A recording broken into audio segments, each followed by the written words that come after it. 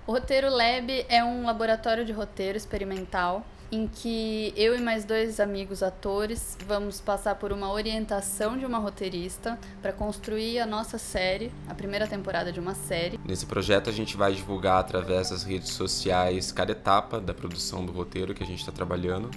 Eu acho que a escolha de focar num processo em cima de uma construção de roteiro vai dar um certo tipo de autonomia pra gente e um controle criativo.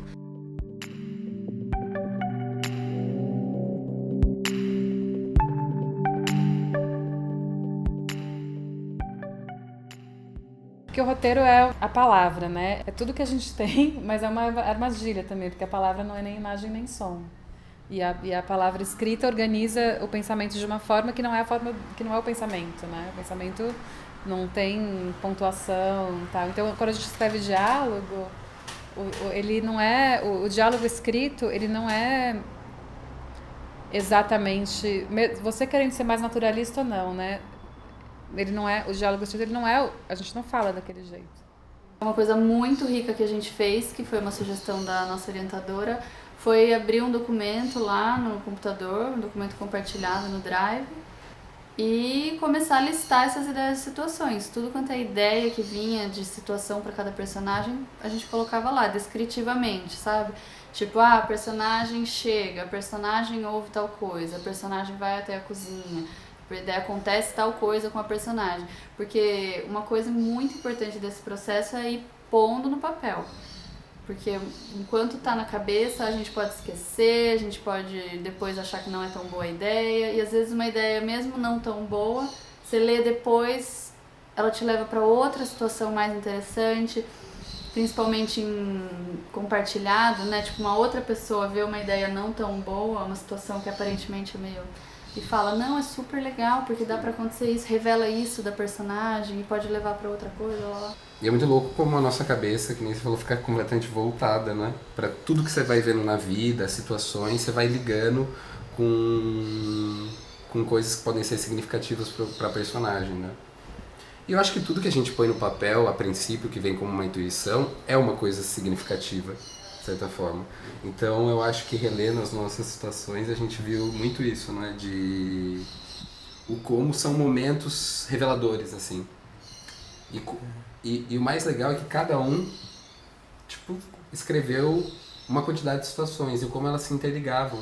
Às vezes o que acontece na vida não é tão dramatúrgico para ser escrito. Aí é da forma que até que você quer poetizar isso, né? Porque isso acaba se tornando uma licença poética de como você vê a vida, né? De certa maneira. E eu acho que é isso que é o bacana de transpor esse espaço da realidade para a ficção no papel.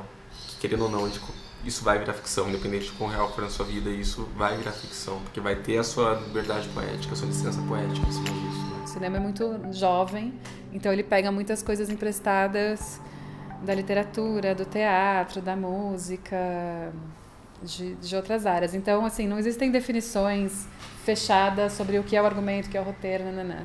Eu trabalho com uma definição de argumento construída, enfim, ao longo da minha formação e que tem muito a ver com a forma como eu aprendi com um professor cubano que chama Eliseu Altunaga, que é meu professor até hoje, sou assistente dele. Ele diz que o argumento ele é a primeira forma da gente concretizar o relato, né, o que a gente quer contar. É como se a gente fechasse os olhos e descrevesse o que está acontecendo no filme. Na ordem que acontece, com os personagens que aparecem, com as situações, as ações, com tudo. E as intenções dos personagens. Mas só que no argumento não tem os diálogos. Então, sei lá, se a gente for pensar num curta-metragem, o argumento vai ter mais ou menos uma página, um texto de uma página contando o que acontece na hora que acontece. Um longa, às vezes, tem argumentos de 20, 40 páginas. Isso só, assim, generalizando, porque cada obra é específica. O argumento ele tem as intenções do personagem também. No argumento a gente pode escrever que a personagem, por exemplo, está mentindo. Mariana mente para os seus pais e diz que os amigos dela vão chegar, ou que não vão chegar. Na hora que a gente faz o roteiro, que a gente faz o filme, a gente não pode adivinhar que ela tá mentindo, nem pôr que ela mente, porque o que a gente vai só ver é o que ela tá dizendo, né? Mas no argumento a gente consegue dosar e colocar as intenções dos personagens, que é uma coisa que a gente não põe no roteiro. Intenções das cenas também. E praticamente no texto do argumento, cada parágrafo é mais ou menos uma sequência ou uma cena. Ou seja, quando a gente muda de locação ou a gente muda de luz, né, dia e noite, a gente muda de parágrafo para escrever esse documento que é o argumento. Talvez entre o roteiro e o argumento exista uma escaleta, que já é a divisão em cenas, com cabeçalho de cenas e tal, ainda sem diálogos. Depois vai virar o roteiro e depois vai virar outra coisa, que não são as palavras, que são as imagens e os sons do filme, ou do vídeo, ou do que for. Um bom argumento já te diz quanto vai custar e quantos dias vão ser necessários para filmar aquele episódio, ou capítulo, ou filme inteiro. Por quê? Porque o argumento já tem todos os personagens, ele já tem todas as locações, ele já tem quanto tempo do que você está querendo contar acontece de dia, acontece de noite. A gente sabe que é mais caro e às vezes mais demorado filmar de noite do que de dia, por causa dos equipamentos, luzes, e tal. Então ele já é um plano de produção também, né? Falando mais friamente, um argumento ele já é alguma coisa pela qual um roteirista pode cobrar para fazer, né? Uma ideia é uma ideia, né? Você não vende uma ideia. A gente começou a criar o argumento. E para criar o argumento, a gente pensou que precisava, e Ana sugeriu, na verdade, pra gente ter um arco dramático de cada personagem. Mas a gente ainda não tinha certeza de qual era o arco inteiro desse personagem na série. Então a gente se limitou ao arco do piloto, do primeiro episódio, onde esse personagem começa e onde ele termina. A partir disso, a gente fez uma montagem, cada um fez a sua, em cima das situações. E começou a colar e tentar enxergar uma coerência em cima disso. E depois de colar essas situações, a gente começou a acrescentar outras situações. Porque a gente começou a ver um panorama inteiro e começou a entender um pouco do que falava esse primeiro episódio. E foi muito legal porque assim, a gente chegou num argumento e daí cada um ia complementando com uma coisinha. Ia fazendo um comentário, poderia acontecer isso, a gente poderia fazer isso. E a gente finalizou o argumento há pouco tempo, agora a gente vai ir para os próximos argumentos para depois roteirizar. Porque tendo como acaba o primeiro episódio, a gente já começa a imaginar o segundo, o terceiro, e já começa a imaginar o arco inteiro desses personagens e dessa trajetória da série. Mas a gente primeiro, então, tentou pensar num perfil e numa biografia para esses personagens, mas pensando que eles têm uma vida, que cada um gosta de uma coisa, que eles podem ter objetivos, esses objetivos podem estar claros ou não. Eles podem ter, a gente falou também de carência, que é um pouco diferente de objetivo, mas pode ter alguma coisa que falta para esses personagens e eles talvez nem sejam conscientes disso, e isso possa ajudar a estabelecer qual vai ser o arco da série. Surgiu a questão sobre se os personagens têm necessariamente que se transformar ou aprender uma lição ou não. Acho que isso é uma pergunta que não precisa ser respondida agora. For um personagem clássico, normalmente sim, né? Ele passa por um caminho para aprender alguma coisa ou para ensinar alguma coisa, mas aqui a gente não está querendo obedecer nenhuma regra a priori, né? E outro exercício que a gente fez é um exercício que eu não sei exatamente quem foi que inventou, que é o diamante, que é pensar como se fosse um diamante mesmo, com 4 pontas separadas, 4 características principais de personalidade de cada um dos personagens. Não características físicas, mas características de personalidade e de como eles podem atuar frente aos obstáculos, às situações, ao mundo em geral. Então a gente pensou em trabalhar cada um e trabalhar em conjunto, né? Que as 4 características dos 3 protagonistas não se repitam, eles não podem ser personagens iguais, né? Eles têm diferenças. Mas essas 4 características de personalidade, elas podem ajudar a compor um universo em que os personagens se complementam e não são repetições do mesmo personagem. E depois, mais pra frente, vai ajudar a gente a trabalhar as cenas. Porque em cada cena, uma dessas características pode mover o personagem. Dependendo da situação em que ele estiver, ele pode estar movido por alguma das pontas desse diamante. Isso, inclusive, pode girar, o diamante pode girar no meio da cena, né? Alguma interação com outro personagem pode fazer com que ele comece tímido, mas depois a característica que fale mais alto seja da curiosidade, né? Então, é claro que nem as pessoas, nem os personagens e muito menos as pessoas se limitam a 4 características, mas é mais uma ferramenta para pensar em como esses personagens podem enfrentar as tarefas que a gente vai colocar para eles ao longo da história que a gente quer contar.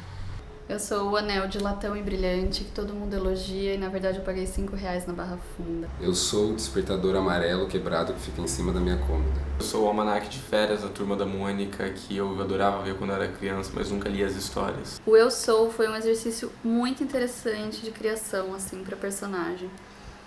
Desde que a Iana falou, a gente não entendeu e a gente teve uma certa resistência com ele. Mas a partir do momento que a gente viu o escrito, que a gente leu um pro outro em voz alta, a gente entendeu a potência dele. Basicamente é bem pessoal mesmo do roteirista, ele escreve a partir de informações dele, ou ele pode inventar, ficcionalizar já. Eu sou tal objeto, e você explica o que é esse objeto, por exemplo. Eu sou o anel que eu ganhei da minha avó. É só isso. Só que quando você vê o exercício todo feito, uma lista com uns 10 eu sou, você entende que, poxa, então revela uma relação com essa avó, revela um possível objeto de cena, talvez, e além de tudo revela uma história, que teve um momento em que esse anel foi dado para a avó, isso pode ser útil em algum momento, ou não, mas ele vai te ajudar a construir o universo da personagem. A Gênese, no caso, ela é uma trajetória que é sobre a história do personagem do início até o momento que ele tá naquele roteiro, né? Como se você estivesse contando a Bíblia dele, a vida desse personagem. E acho que quanto mais detalhado isso for, mais rico acaba sendo na hora de você for desenvolver esse personagem, né? Então, por exemplo, você pode falar... Tem gente que começa a contar, às vezes, desde dos antepassados dessa pessoa, dos avós, dos pais, até o nascimento desse personagem, tudo que desencadeou ao longo da vida dele até o momento daquele roteiro. Até o momento que ele aparece na obra, né, que foi a que está sendo proposto. Mas não existe, é uma forma de se escrever, né? Não existe uma regra, uma fórmula para isso. Acho que cada escritor, cada roteirista tem o seu processo individual. Mas a Gênese, eu acho que ela pode se basear praticamente nisso, na trajetória, na vida desse personagem até aquele momento e como os outros personagens vão ter alguma relação com ele, se for membro da família, se for amigos, coisas do gênero. Isso é muito legal, né? Porque na própria Gênese já vão aparecendo figuras e pessoas que revelam essa personagem, né? Você começa a ver potenciais personagens secundários. Exatamente. E às vezes pode ser muita coisa que você imagina das gênesis do personagem, sabe? Tipo, às vezes coisas que você não imagina sobre ele acabam surgindo no papel, acabam surgindo daquilo que você idealiza como uma história de vida para ele. E pode mudar muita coisa quando isso vai ser escrito na obra final. Eu acho que o passo que a gente deu depois de fazer a Gênese foi construir um diamante de personagem, que são as características principais desse personagem. A princípio, a gente escreveu acho que umas 20 características para cada personagem, porque a gente falou, as pessoas são complexas, elas têm muitas características, então a gente precisa achar por tudo, mas não. Na verdade, quanto mais você afunila e acha talvez esses 5 pontos ou menos, não existe uma regra para isso. Mas essa personagem vai ficando verossímil, porque vamos supor, a personagem tem uma característica contraditória. Ela é egoísta e ela é amorosa, sensível. Não sei, tô pondo coisas bem gerais. E em determinada situação, ela está sendo egoísta. Mas na situação seguinte, ela está sendo super amorosa, altruísta. Daí você começa, na nuance entre essas duas características, você começa a construir uma complexidade do personagem. Então, ter esse norte é muito importante, porque nós como atores também, quando a gente lê um texto, a gente fica tentando ler quais são as indicações que o dramaturgista está dando pra gente, né? E isso facilita muito para você começar a construir. E é muito louco como, na verdade, isso enriquece mais a coisa. Tipo, a gente acha que por muita abstração vai deixar o personagem cada vez mais complexo, mas na verdade não. Às vezes limitar ele cria um universo para ele. E tem até um cara que fala, eu acho... não sei pronunciar o nome dele direito, acho que é Anatol Rosenfeld, desse livro, que é o personagem de ficção. E é muito legal o comentário de tipo que às vezes você tá observando uma pessoa durante uma semana na vida e você não consegue sacar muito bem ela, mas as características, nada disso, mas quando você às vezes olha um personagem no cinema, em qualquer outro lugar, você consegue entender mais ele do que uma pessoa na vida e consegue refletir sobre isso também. Então o Diamante eu acho que foi uma etapa muito boa pra gente e uma etapa de desapego também, porque a gente quer pôr milhões de características, a gente acha que quanto mais rico vai ficar, mas é aquela frase, menos é mais, né? Sempre. Então, nesse piloto já tem um processo longo deles de argumentos, de repensar o que entra, o que não entra, como são os personagens, como eles são apresentados, o que é meio que o fio condutor que vai ser importante para a série inteira. Então, esse processo de chuva de ideias e depois de escrever um pouco de ações e diálogos e pensar o que acontece com cada um já foi bastante feito, que é o processo do argumento. Já existem até mais de uma versão, né? Existe até mais de uma versão de argumento escrita e agora a ideia é organizar esse monte de coisa escrita que já tem, de informações, e partir para o roteiro, que vai ser uma primeira versão, e toda a primeira versão é meio um Frankenstein, assim, vai ter coisas que vocês gostam, coisas que vocês não, mas é escrever sem julgar. A estrutura já tá, agora é deixar os personagens livres para fazer o que eles quiserem ao longo do roteiro. Bom, chegamos ao final então do nosso processo, dessa primeira etapa de criação da nossa série, né?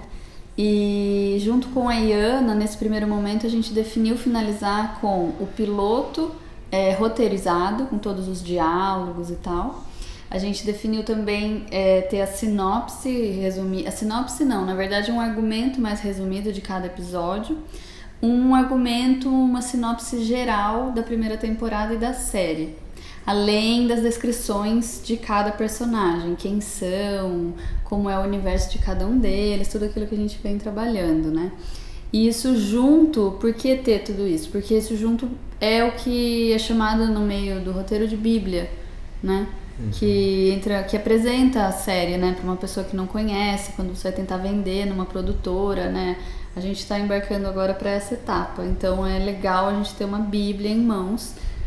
E acho que também o registro na Biblioteca Nacional, né? É algo bem importante. Que agora que a gente já tem um argumento, tem mais ou menos o que é a série, a gente já pode ir atrás desse registro. Sim. A Bíblia, ela, na verdade, ela é um documento que detalha sobre o universo da série, a atmosfera em que aquilo vai passar, o conceito em si. Ela meio que no nome já diz, né? Uma Bíblia, né? Tipo, ela é um dicionário daquele projeto todo em si, né? Pelo que a gente tem aprendido, assim, pesquisado, na Bíblia, quanto mais mastigado você der, né? O que vai precisar para fazer, de fato, tornar isso um produto, uma série, melhor. Então, de repente, eu vi uma Bíblia de uma série que tinha até as fotos das locações, porque as pessoas já tinham ido até atrás disso, assim. Então, quanto mais puder estar facilitado para a produtora poder ter em mente o que ela vai precisar, quanto, né, a gente está falando, investimento e tal, eu acho que é o mais interessante, né? Sim. E ela também serve como guia no sentido de, tipo, talvez a gente chame mais roteiristas, pessoas com experiência mesmo, mais experiência para desenvolver diálogos, alguns episódios, e a Bíblia é muito importante para essa consulta, assim, porque essas pessoas que não entendem também nada do universo da série, elas tendo essa Bíblia em comum, elas não vão escrever coisas tão divergentes da temática e de coisas do tipo. Então ela serve como um instrumento de consulta também. Até pra gente, às vezes a gente relembrar, falar, nossa, era disso que a gente estava falando. Que legal voltar para esse lugar. Acho que quanto mais referências a gente põe ali, até referências externas, como você disse, de locação, até imagens de outros filmes ou de outras obras, tudo que for enriquecer ela é válido, né? Legal. E acho também fundamental a gente agradecer a Link, né? E destacar o quanto esse edital de Sorocaba, ele vem se aprimorando, ele vem olhando cada vez mais com um olhar maduro para o trabalho dos artistas, né?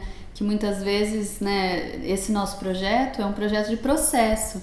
Então, muito me alegra, assim, ver que o edital está apostando em processos, está entendendo que o trabalho do artista ele é processual. Nem sempre um projeto vai focar no produto final, né? E isso é muito legal, porque enriquece o nosso trabalho. A gente teve essa oportunidade de olhar com uma lupa para a etapa do roteiro, né? Não pular rapidamente, de repente já tá gravando um negócio que a gente não entendeu ainda os personagens e tal.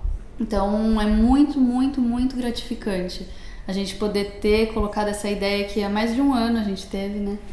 E ter finalmente tido respiro, assim, possibilidade de contar com a ajuda de uma roteirista de fato, de entender de fato o que é necessário, né, para começar uma ideia com profundidade. Então é isso, agora vem as próximas etapas. Vamos descobrir o que são, o que virá.